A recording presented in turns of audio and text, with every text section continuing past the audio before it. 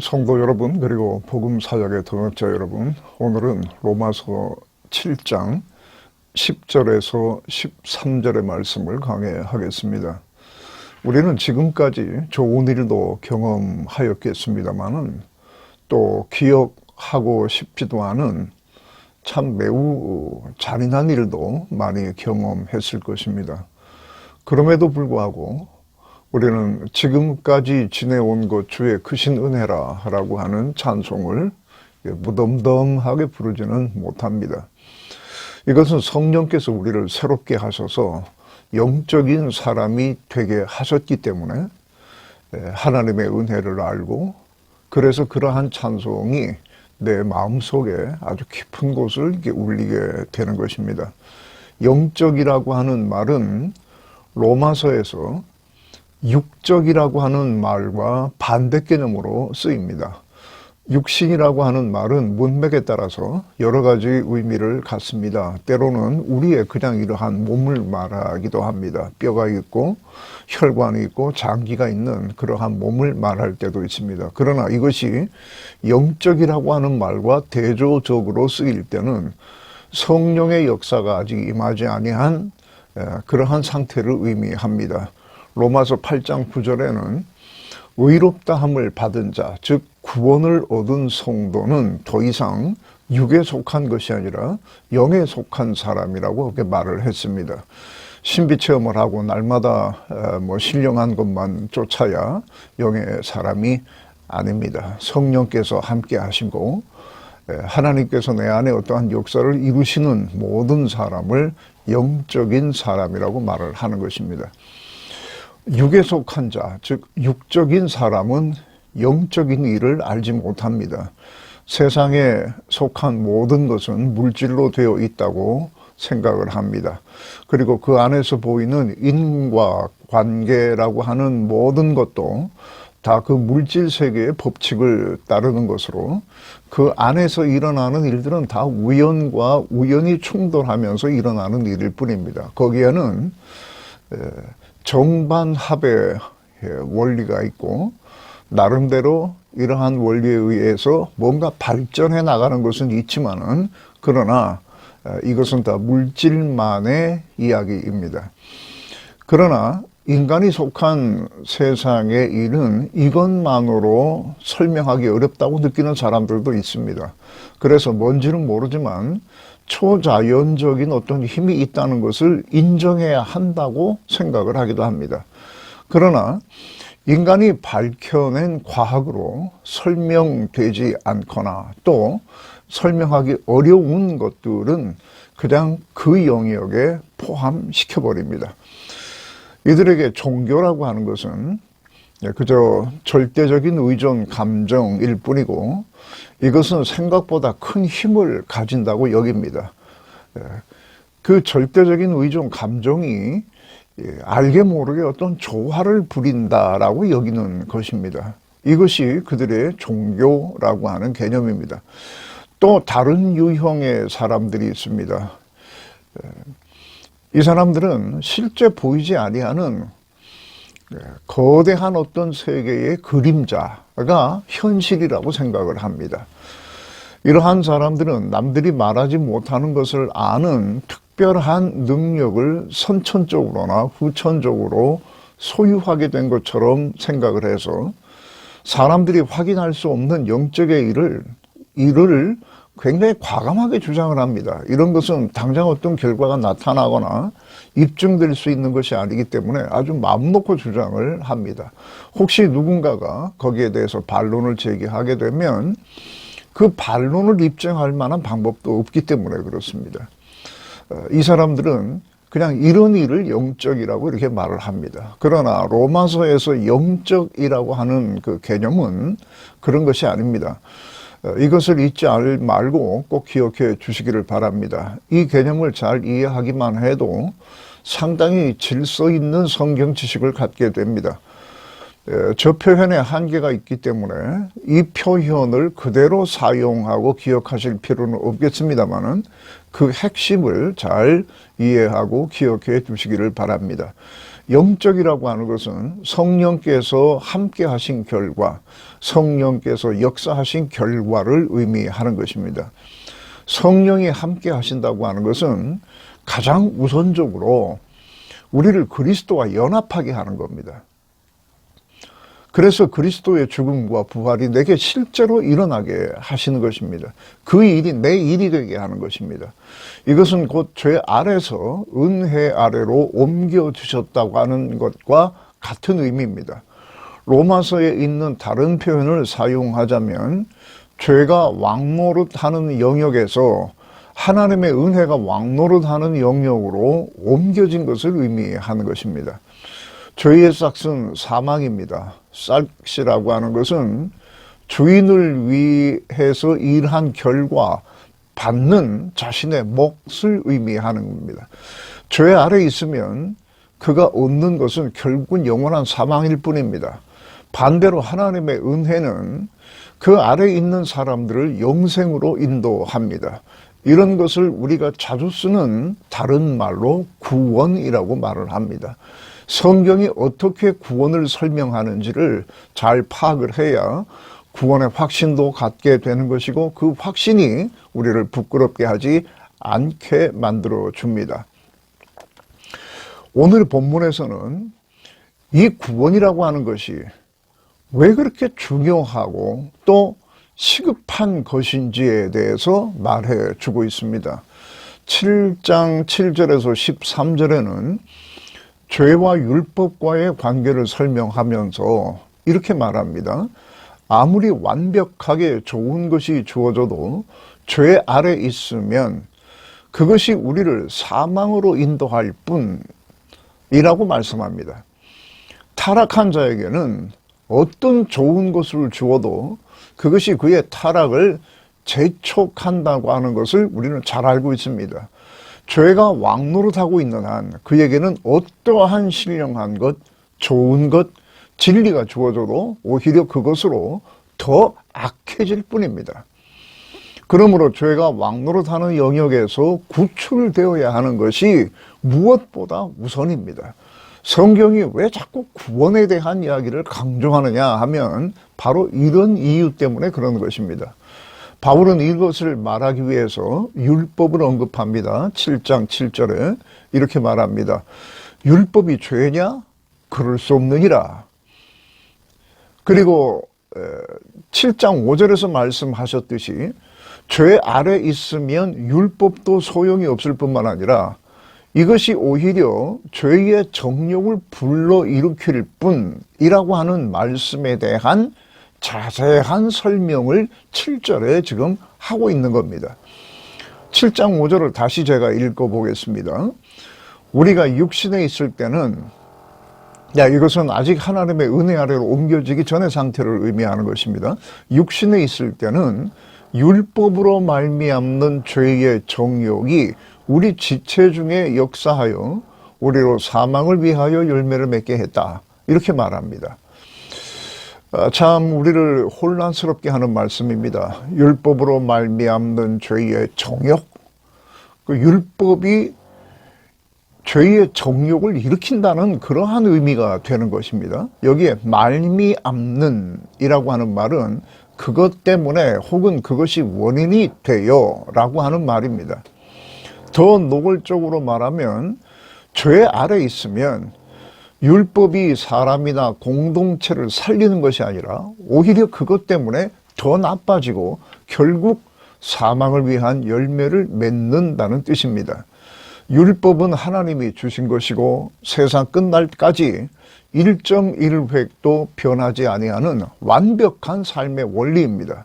그 자체는 거룩한 것이고 신령한 것으로서 이 이상 더 큰 선물은 없습니다. 그러나 한 인격의 죄가 왕노릇하는 한 율법도 오히려 죄의 정욕을 불러일으킬 뿐이라고 말하는 겁니다. 그러니까 율법이 주어져 봐야 소용이 없다라고 하는 뜻이고 또 그 율법은 오히려 사람들의 욕심을 불러일으킨다. 우리 지체 중에 역사했다라고 했을 때 그 지체라고 하는 것은 우리가 가지고 있는 지적 능력이라든가 아니면 감성이라든가 내가 가지고 있는 몸에 익힌 어떤 기능이라든가 이러한 모든 것들을 말합니다. 율법이 우리 지체 중에 역사해서 그것으로 하여금 더 나빠지게 한다는 것입니다. 그렇기 때문에 무엇보다도 우선적으로 필요한 것이 죄 아래서 사람을 불러내는 것입니다. 죄가 왕노릇하는 영역에서 불러내는 것이 우선적인 것입니다. 그렇게 하지 아니하는 한 어떤 치료도 다 불가능합니다. 저의 기억으로 제가 교회를 더 이상 나가지 않을 때에 부모님이 다니시는 교회에 아주 유명한 부흥사가 오신다고 해서 저보고 꼭 같이 가야 된다고 수없이 말씀을 하셨습니다. 너무도 간곡하게 말씀을 하셔서 거역할 수가 없어서 첫날 저녁에 참석을 했습니다. 그때 분위기는 저 외에 다른 사람들은 아주 크게 은혜를 받는 그런 분위기였습니다. 집에 돌아와서 어머니는 저의 상태를 확인하고 싶어 했습니다. 그래서 이리저리 돌려가면서 질문을 합니다. 어땠느냐, 말씀이, 이거 좋더라, 너는 어떻게 들었느냐, 이런 식으로 이렇게 질문하셨습니다. 그때 부흥사 목사님의 설교는 그 주제가 야곱이었습니다. 야곱을 중심으로 해서 모든 것은 하나님의 뜻에 달려있다. 순종해라. 믿음으로 가면 하나님께서 다 알아서 하신다. 그런 내용이었습니다. 부모님이 제게 어떤 반응을 기대하는지 잘 알고 있었습니다만은 제가 부드럽게 말을 하면 다음날 또 가자고 하실까봐 과장을 섞어서 목사님 설교를 비판했습니다. 기억은 확실히 나지 않지만 대충 이런 것이었습니다. 그때 교회 장로님 중에 매우 가난한 분이 한 분 계셨습니다. 그분 자녀는 저하고 학교 같이 다녔던 분인데 그분 자녀가 교통사고로 갑자기 죽었습니다. 제가 이것을 가지고 공격의 도구로 삼았습니다. 하나님이 다 알아서 하시고 믿고 순종하면 좋은 일이 있을 것이라고 하던데 그러면 삶이 그렇게 어려우면서도 충성하시던 그 장로님께는 왜 그런 일이 일어나느냐 이런 거였습니다. 또 교회에 아주 기도로 사는 것처럼 보이는 존경받는 권사님이 한 분 계셨습니다. 그분은 우리 집에도 자주 오신 분입니다. 그분 아들들이 다 훌륭한데 그 중에 그 당시에 한 40 전후 정도 되는 막내 아들이 있었는데 발달장애로 지능이 한 2~3살밖에 되지 않은 그런 아들이 있었습니다. 제가 초등학교 다닐 때에 우리 학교 운동장에 그 아드님이 나타나면 아이들이 발로 차고 돌 던지고 때리고 도망가고 이랬었습니다. 저는 그래도 우리 교회 권사님 아들인 것을 알기 때문에 그런 것을 이렇게 말리고 이랬던 기억이 있습니다만은, 그러고 다니던, 우리 동네에서는 당시에 다 유명인이었습니다. 자, 그러면, 그렇게 기도하시는 권사님의 아들도 그렇다면, 그것도 하나님이 하신 일이냐? 이렇게 하면서 덤벼들었습니다. 그리고 또 하나는 그때 부흥사 목사님의 복장이 지금도 눈에 선합니다. 너무 마음에 들지 않았습니다. 하얀 양복에 흰 구두를 신었고 여기 가슴에다가는 이렇게 빨간 행커치프를 하나 이렇게 꽂고 있었습니다. 저는 저 목사 된 후에도 혹시 남들에게 제 복장이 그렇게 보일까봐 굉장히 조심할 정도로 굉장히 눈에 거슬렸었습니다. 흰 이 구두도 신고 이랬습니다. 그리고 머리카락은 기름을 잔뜩 발라서 이렇게 올백이라고 저 뒤로 이렇게 넘긴 그런 스타일이었습니다. 그래서 그것도 공격했습니다. 캬바레 가는 복장을 하고 강단에 섰다. 그리고 왜 설교할 때 반말로 짓거리느냐, 이런 얘기를 많이 했습니다. 어머니는 그것에 대해서 이런저런 변론을 펴느라 바빴지만 그럴수록 저의 목소리는 더 커지는 것이죠. 저희 어머니는 말싸움에 굉장히 약한 분입니다. 저한테 당할 수가 없는 거죠. 아버지가 옆에서 가만히 듣고 계시다가 그냥 딱 한 말씀 하셨습니다. 너 내일부터는 가지 마라. 그렇게 말씀하셨습니다. 그때 그 표정도 지금 기억에 이게 선합니다. 그 실망스러운 표정.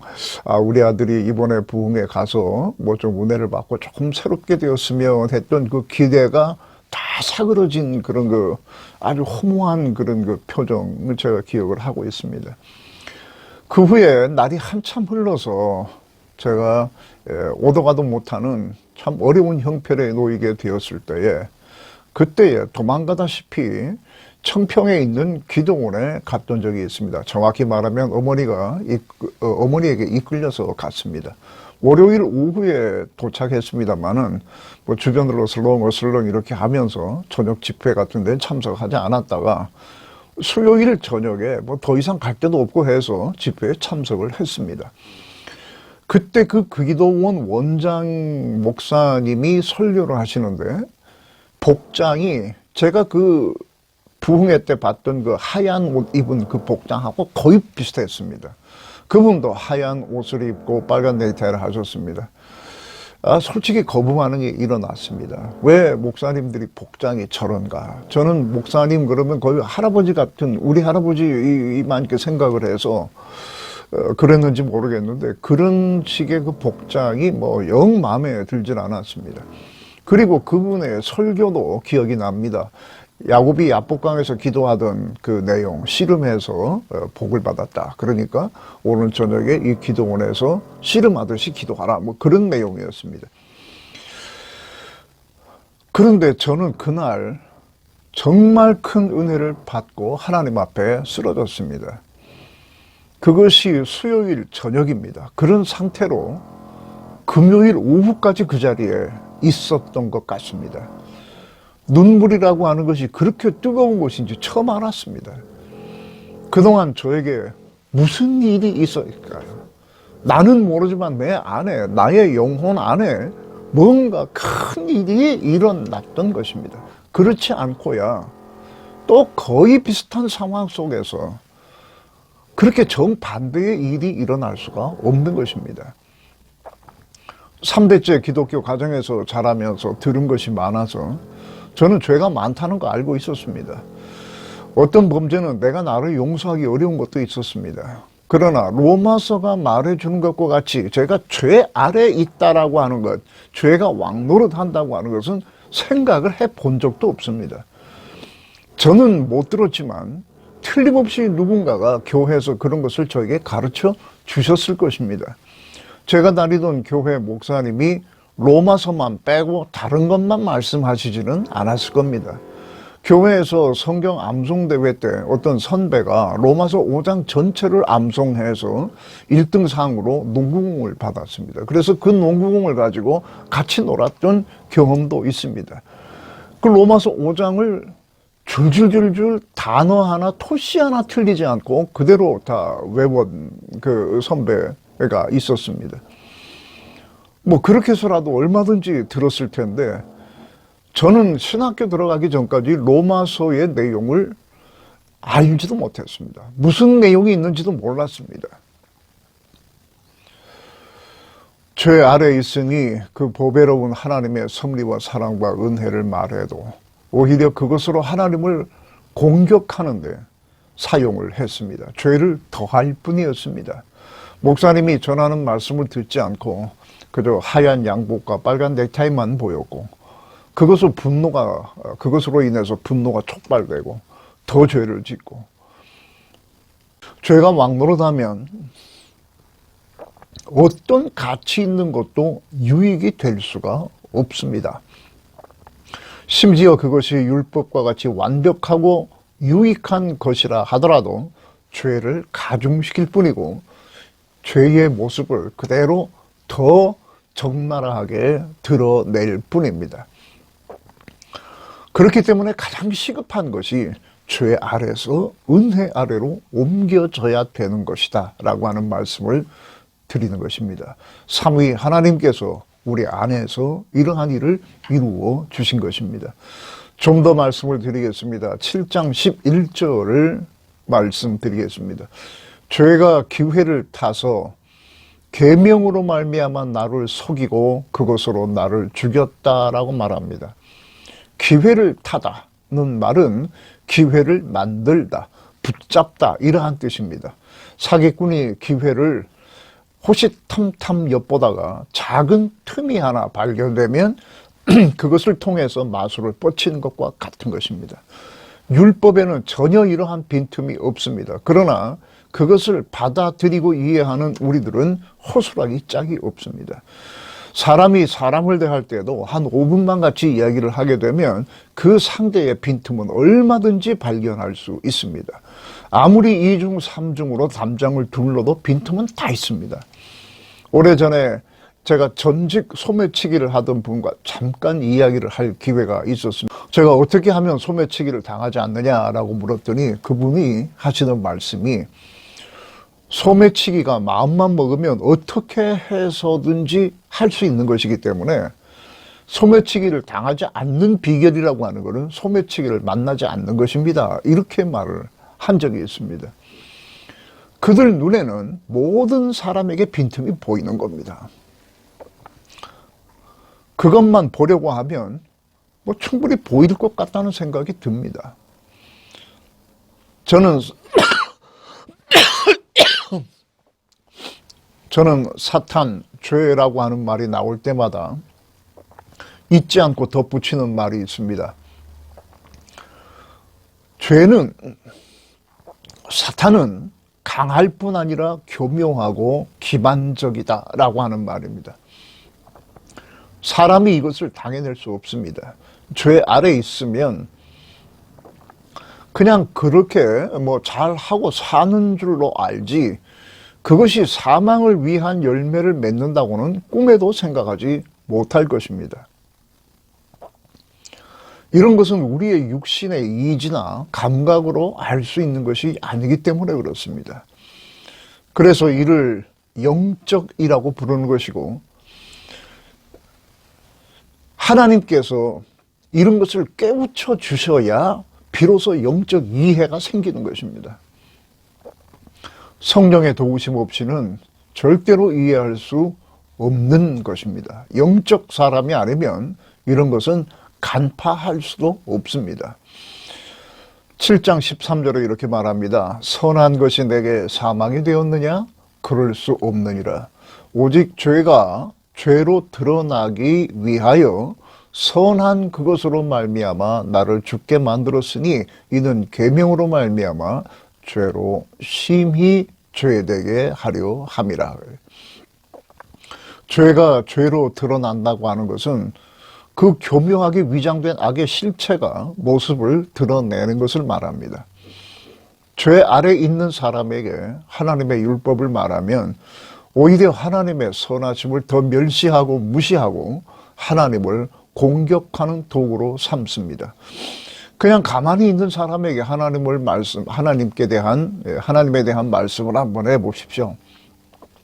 대충 하나님을 믿으면 병도 낫고 부자도 된다 이렇게 할 때에 누가 그런 말에 쌍심지를 돋고 반발하겠습니까? 그러나 복음의 진술을 한번 말해보십시오. 죄인이다. 누구나 다 죄인이다. 죄의 싹은 사망이다. 오직 구원의 길은 예수밖에 없다. 이렇게 한번 말해보십시오. 어떻게 반응할지 우리가 충분히 예상하고 있습니다. 정치나 날씨 얘기 같은 거 하면 뭐 드러나지 않습니다만은 그러나 하나님의 말씀 진리를 말하게 되면 죄의 실체는 그대로 드러나게 되어 있습니다. 율법을 말하면 죄 아래 있는 사람들은 율법을 받아들여서 회개하고 하나님 앞에 한 걸음 더 나가는 것이 아니라 오히려 범죄합니다. 방법이 없습니다. 죄 아래 있으면 방법이 없습니다. 그러므로 다시 한번 강조합니다마는 무엇보다 인간에게 일어나야 하는 가장 시급한 일은 죄 아래에서 은혜 아래로 옮겨지는 구원의 역사입니다. 이런 것은 사람이 할 수 있는 것이 아닙니다. 하나님만이 해줄 수 있는 영적인 일입니다. 우리가 모르는 사이에 진행된 일이지만은 이 일을 위해서 하나님은 독생자를 십자가에 못 박게 하셨습니다. 그리고 대속을 이루어 주셨고 그 결과 우리는 이렇게 하나님을 아는 사람이 되어 있는 것입니다. 영생을 보장받고 약속받은 사람으로서 하나님의 도우심을 받고 늘 하나님의 인도를 받고 사는 이러한 사람들이 된 것입니다. 이렇게 해야 하나님의 세계가 보이기 시작합니다. 불행하다고 해야 맞는 과거사가 있음에도 불구하고 그럼에도 불구하고 지금까지 지내온 모든 것이 하나님의 은혜라라고 하는 찬양이 가능하게 되는 것입니다. 저는 며칠 전부터 한 몇 주 전부터일 것 같습니다. 계속 찬양곡 하나가 이렇게 마음과 머리에서 이렇게 떠나지 않습니다. 예레미야 예가 3장 22절에서 23절의 말씀을 가사화한 그러한 노래입니다. 주의 인자는 끝이 없고 주의 자비는 영원하며 아침마다 새롭고 늘 새로우니 주의 성실이 크다. 이거 묵상하는 즐거움이 매우 큽니다. 주의 인자가 끝이 없다라고 하는 말씀을 묵상을 하게 되면 이 말이 얼마나 감사한지 모르겠습니다. 만약에 그 인자하심에 끝이 있다면, 다시 말해서 하나님께서 사랑을 베푸시고 자비를 베푸시는 것에도 한계가 있다면, 오래 참으시긴 하지만 한계가 있다면 저는 절망적일 것 같은 생각이 듭니다. 또 아침마다 새롭게 하신다라고 하는 이 말씀, 이것도 저에게는 너무도 큰 깨달음을 주고 감동을 줍니다. 아침마다라고 하는 것은 매일매일 매 순간을 표현하는 말입니다. 우리의 상황은 계속 변합니다. 그래서 그때마다 맞춤형으로 은혜를 주신다고 하는 말인데, 이게 눈물도 살던 예레미야가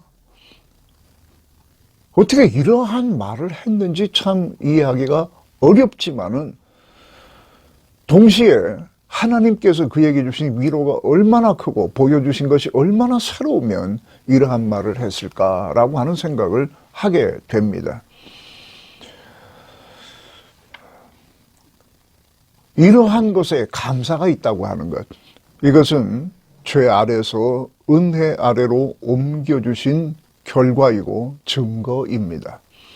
영적인 사람이 되었기 때문에 이것이 이해가 되는 것이고 동감하는 것이고, 그 감사가 나의 감사가 되는 것입니다.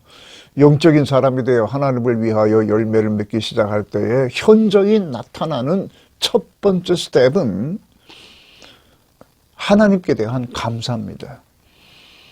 그냥 막연한 감사가 아니라 좋은 일이 생기면 감사한 일이죠, 이런 것이 아니라 대상이 분명한 하나님께 대한 감사, 이것이 영적인 사람이 된 증거의 첫걸음입니다. 진정하고 깊은 감사는 그 대상에게 마음이 열렸다는 것이고, 감사가 깊이를 더할수록 모든 것을 제한 없이 받아들이게 된다는 의미입니다. 생명의 열매를 맺는 성도의 삶이라고 하는 것은 이렇게 시작되는 것이고, 그 감사의 그릇이 크면 클수록 하나님의 은혜가 더 크게 역사하는 법이고, 또 하나님께서 행하시는 일들에 대한 이해가 더 깊어지게 되는 것입니다. 끝없는 감사와 찬양이 삶의 중심에 놓이게 되는 것입니다.